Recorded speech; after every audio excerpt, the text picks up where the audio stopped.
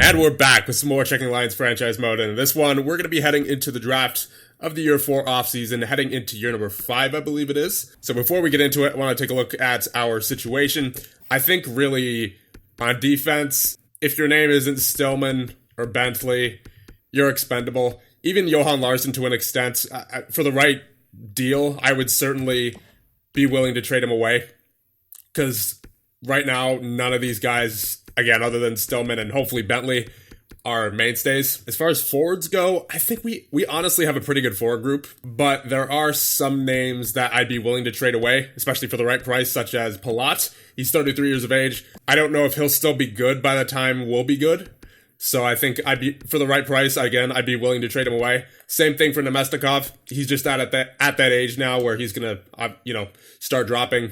Obviously, we're keeping guys like Rosehill, Ben DeHaan, Aronson you can't give up, Danielson you can't give up. Richie and Hintz I would like to stay as well because, they put up, Richie has been getting better every year, and Roope Hintz has been very consistent ever since year 1.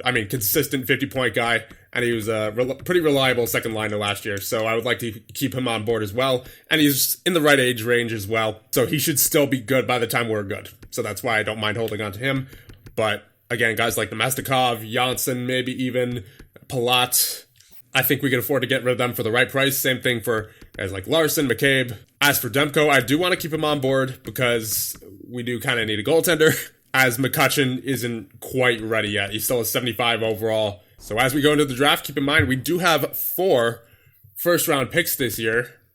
Can we move up at all? No, we cannot. Well, at least as far as any teams wanting to trade. So we're picking at number 8. I don't believe that's actually our pick even. I think our pick might be one of these back here, either 15, 16, or 20. And when we took a look at the draft class, unfortunately, even if we were picking in the top 5 this year, there's no playmakers, there's no offensive defensemen. That's what we really need. So I don't think it's worth it to trade up into the top 5 this year, honestly. We have our sniper, we have our power forward. We really need that playmaker center, and none of these are playmaker centers. Some of them do have more assists, like Easton Gibbons here, 38 goals, 73 assists. So I guess he's more of a passer than he is a sniper, but the game just lists him as a sniper. But still, I would prefer someone with the actual playmaker type. And then as far as defenseman goes, there's no defenseman until Cullen. He's ranked at 9. It's all forwards until then. So honestly, there's a pretty good chance we'll be able to get Cullen because we're picking at number 8. So we need a defenseman. If we want to take a chance on someone, we may as well take a chance at Ty Cullen because we don't necessarily know if he's a top 4 or in a medium elite. Whereas Joensuu here, he's a guaranteed medium top 4. He's only 2 years away from the NHL. And with Cullen, he doesn't have any, he really has nothing. So I can only assume that he's a defensive defenseman. But skipping around here a little bit, as we go down to number 45, Calvin Bell. He's a gem. Medium top 4, going at 45 overall once again, and he is NHL ready. We definitely have to take this guy. So with that being said, let's get on with the draft. San Jose picking first, and they will take Peterson. He is 82 overall. He's a sniper. Yep, looks pretty good, but once again, we have quite a fair share of goal scorers already. And the LA Kings take Easton Gibbons, and now simulating up to our 8th overall pick. So it looks like the defenseman is still available. As we see, there is Camden Banting. He is 3 years away from the NHL. Ty Cullen, once again, we have basically nothing on him, but he might be worth taking a shot on. You never know. He might be a medium elite. The same situation as Ralph Stillman. Because remember, we didn't have Ralph Stillman scouted, and he ended up being a medium elite. So we could always just hope for the best out of Ty Cullen, but then again, you could get a guaranteed medium top 4 out of Kimmo Joensuu. We know what Joensuu's about. I don't like his senses as a two-way defender. I don't really like his skating either. But then again, we have absolutely nothing on Ty Cullen. So do I just take a stab in the dark and hope for the best out of Cullen? You know what? This entire GM mode has been entirely luck-based so far, it seems. So let's take our chances with Ty Cullen. Make the pick, and he is, a high top 6. Interesting. So I knew he'd be a defensive defenseman, but he is a 64 overall, so it's not bad, but I think I probably should have gone with the other guy there. Yep, Yoansu definitely would have been the better pick. Well, that's unfortunate. It doesn't look like he's going to be good offensively, though. He has that offensive awareness of 63, so he's definitely mostly a shutdown guy. So that was definitely a blunder on my part. So getting up to pick number 15 now. So this guy, Adam Gibson, who was supposed to go 12th overall, is still available at 15. I know we whiffed on the other defenseman who we didn't really know much about, but we kind of need defensemen in a bad way right now. So I think I just have to take a chance on Adam Gibson. Make pick. He is okay, all right, I'll take that. Medium top 4 defensive defenseman, 69 overall, with 78 defensive awareness. Okay, I like what I'm seeing. He looks good. Yeah, this is a good pick. Welcome to the team, Adam Gibson. And now we're on the clock once again at number 16. So I guess with this one, we might be able to take a forward now that we've taken 2 defensemen. I am kind of interested in Jalen Sarno, but I might want to take him at 20. Actually, no. Remember, there's that defenseman down here at number 45, Bell. So I'll take a forward with this pick. So once again, I would like a playmaker. Scatchard looks like he could be, that's a little too many penalty minutes. He might be a two-way forward or a power forward. Springus, yeah, he has a bit too many penalty minutes for my liking. Sheldon Woods, the same thing. Plus, he looks like a sniper anyway. Adamski, how about Chubarov? 42 penalty minutes. Man, these kids, they do not play the game clean, let me tell you. Ricky Habscheid, 23 goals, 54 assists. That might be a playmaker, but at the same time, 40 penalty minutes. It's a bit ugly. Raphael DeVreau, same kind of thing. Man, all the forwards here, they seem to love taking penalties, as I have not found a single forward with less than seemingly 40 penalty minutes. Well, there's Listen as well, but he's medium top 9. Habscheid, 40 penalty minutes. Yeah, this is, they're not really making it easy on me here. And I just realized I have 33 seconds, so I'm going to call a timeout. I think we just have to take Mohamed Scatchard here because he's the highest ranked, and he has 52 assists, so he may be a playmaker, maybe not. It says the 3-bar 2-way forward, but at the very least, we know that he's a passer from those 52 assists. So, Scatchard, welcome to the team. He is okay, playmaker, good. That is what I was hoping for. 65 overall with the medium top 6, unfortunately, so not a medium elite. But nonetheless, he is a playmaker, and that's what we desperately need. Actually, I'm not seeing anything that's really worth my while to trade back for other than the second-round picks, because all the teams that want to trade their picks don't really have anything else good that I'm interested in. I mean, Jalen Sarno looks good, but the thing is, we don't know much about him when we already know for a fact that Mr. Calvin Bell is in fact NHL ready, or should be close to it anyway. The point is, he's probably in his mid-70s, at the very least. So, Calvin Bell, welcome to the team. You are a 76 overall, medium top 4, yep. I figured. He has a 81 offensive awareness. Yeah, I mean, he looks like he'll be ready sooner rather than later. So we may not have gotten any elite players on defense, but we're certainly starting to stack the cupboards again. We have Bell, we have Gibson, Cullen we also picked. Then, of course, we have Stillman, Lambos, Bentley. The future is looking a little bit brighter on the defensive core for your Czeching Lions. So at our next pick at 48 overall, there is Jorgen Pederson. He was supposed to go 44th, and he is only 2 years away from the NHL, so I can only guess that he'd at least be mid-60s. So that seems as good enough a reason as any to take him. Welcome to the team. He is a 68 overall, medium top 4. So I think with this pick, this is our last pick until 112, I think. I can't remember exactly when we're picking, but there are three-bar medium elite players, 2 of which are right wingers in Chandler Nichols and Timofey Turikov.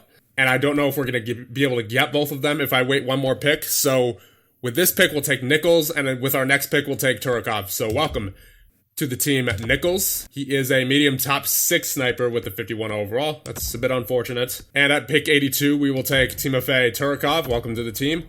He is okay, good. He's a medium elite playmaker. Good.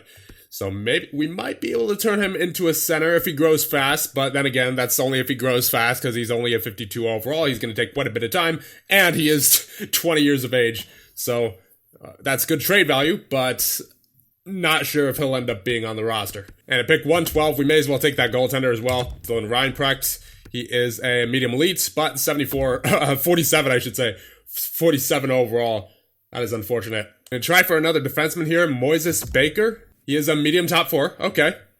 It's pretty good for this point of the draft. I think we'll take Mario Lehoux. He is, first of all, that's quite the name. And 6'4", 18 years of age, 3-bar low elite. Good a reason as any to take him at this point. Let's see what he is. He is he's a low elite, but the unfortunate 49 overall. So, gonna be a while before he ends up like Lemieux. And there you go. Quite the draft for us. Bit all over the place in terms of how successful it was, I would say. We got some medium elites in there. We got a lot of defensemen, which we definitely needed, but it definitely could have been better. So, welcome to Team Cullen, Gibson, Scatchard, Bell, Peterson, Greiba, Gaudreau, Nichols, Turkov, Reinprecht, Baker, Moore, and Lehoux. So, Mrazek does not want to re-sign. He will be released. Lyon does want to re-sign, but that being said, we do have guys such as Rukin and such as McCutcheon who need time in the AHL now. So, I think it is time to release Alex Lyon. Sorry, bud. He never got the chance to play for the team that has his own last name, essentially. But nonetheless, he is not needed here anymore. As for Keith and Yandel, I think we can release them. I mean, Yandel got 14 points with us last year, but I think it's time we start moving in a younger direction. So Keith and Yandel can get released to free agency. But besides them, there's not much. There's Bluger, who we have to re-sign, and I think we also have to re-sign Aronson. But I believe that is about it. So Aronson wants 7.3 for 3 years. I'll give him 7.5 for 2 years. Bluger resigns. Clendenning resigns. Nokalainen. Bitz. Ladnia. Gravel. Harvey Pinard. Aronson resigns. And I believe that is it. So it's now July 1st. Let's take a look at our roster and what we need. We have in goal Demko and McCutcheon. Definitely need a backup goaltender in there. And as far as defense, you have 1, 2, 3, 4, 5. Hopefully Bentley makes the roster this year. So I would say we need another defenseman, especially if there's a young one out there who would fit our window. Okay, we could use a fourth line, I think. Then there's always Nokalainen as well, who may make a push depending on how he grows in the offseason. But yeah, I think we definitely need a fourth line. And we need, I would say, one defenseman and a backup goaltender. I mean, we got plenty of money to spend. We got $42 million in cap space. And, of course, in free agency, there's Wenberg. I don't know. I don't think so.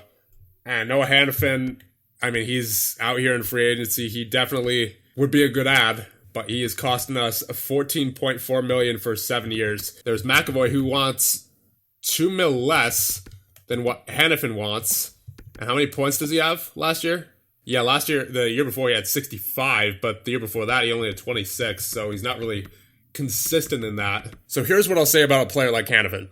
He would definitely help our simulation. But would it make sense from his perspective to sign with us, a team that has missed the playoffs 2 times in a row?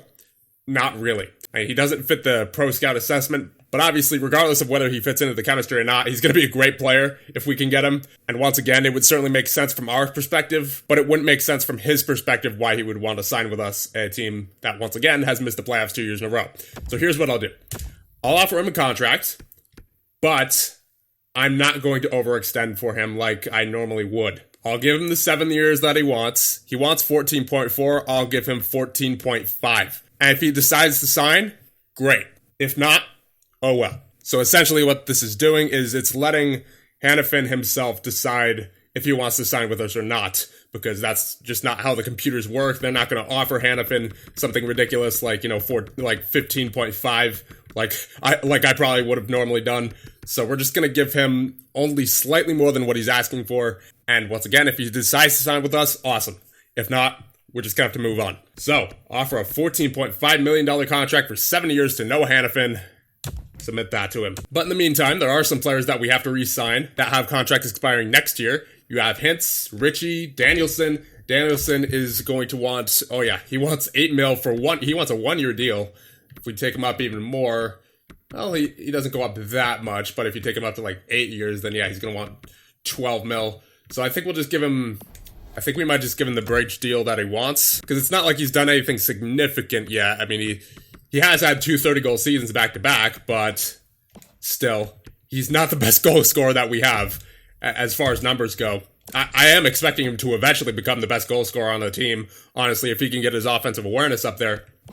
But I think 2-year bridge deal would be the right call here. So we'll go, since he doesn't want to resign, we'll just start with 8.1 and see what he says about that. So Richie's currently making $5 million. He wants 10.2. That's a bit rough, but I don't mind giving him that because he's improved every year.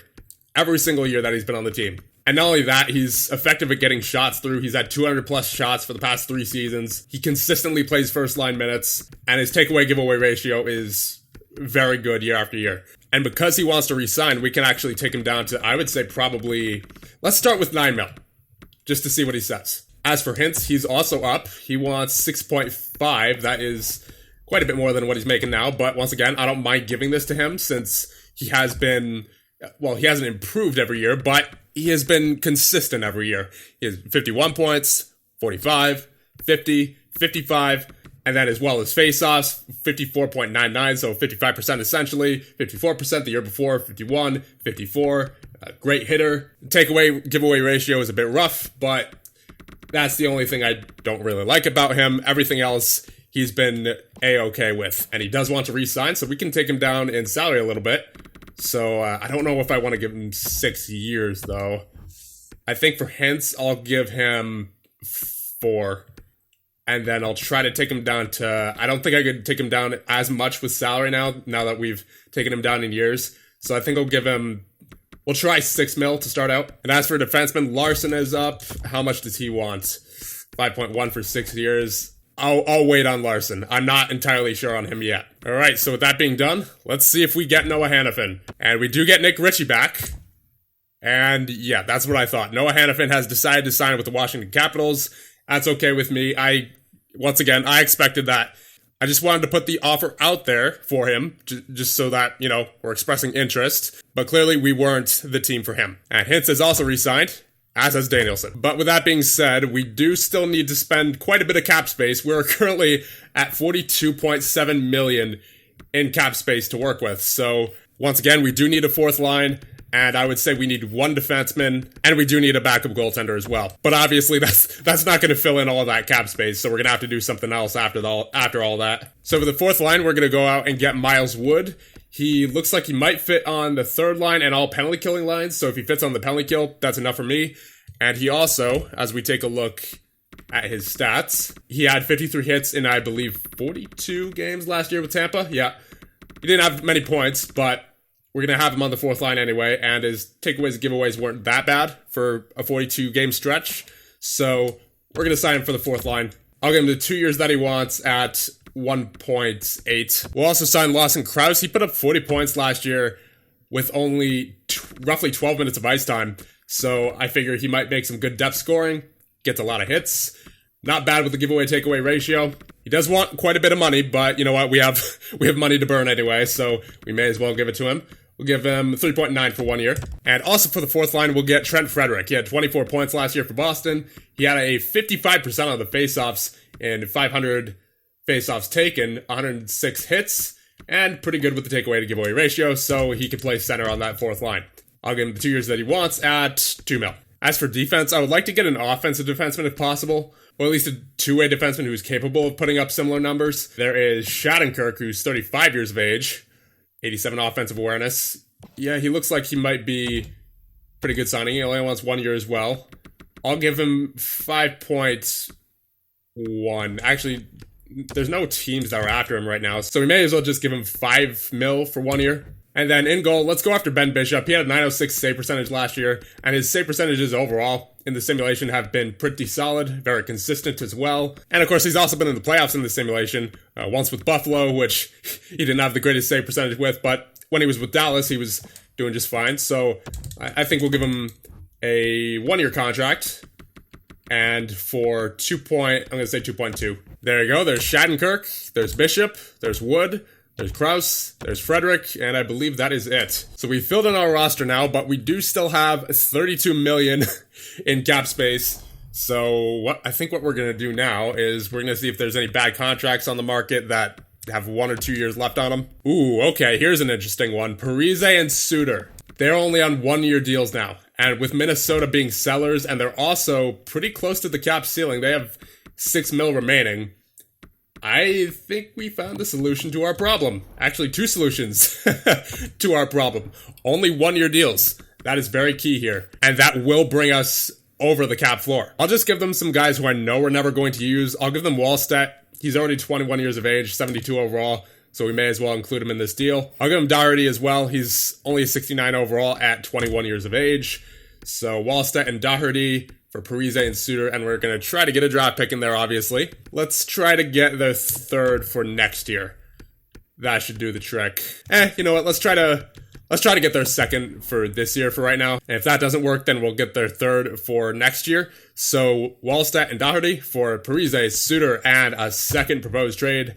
Yeah, didn't think so. All right then, third for next year, and we'll try to slide in a fourth for this year. So Wallstedt and Doherty for Parise and Suter, a third and a fourth, proposed trade. There it is. All right, we don't really have much left that I would want to just throw away for draft picks.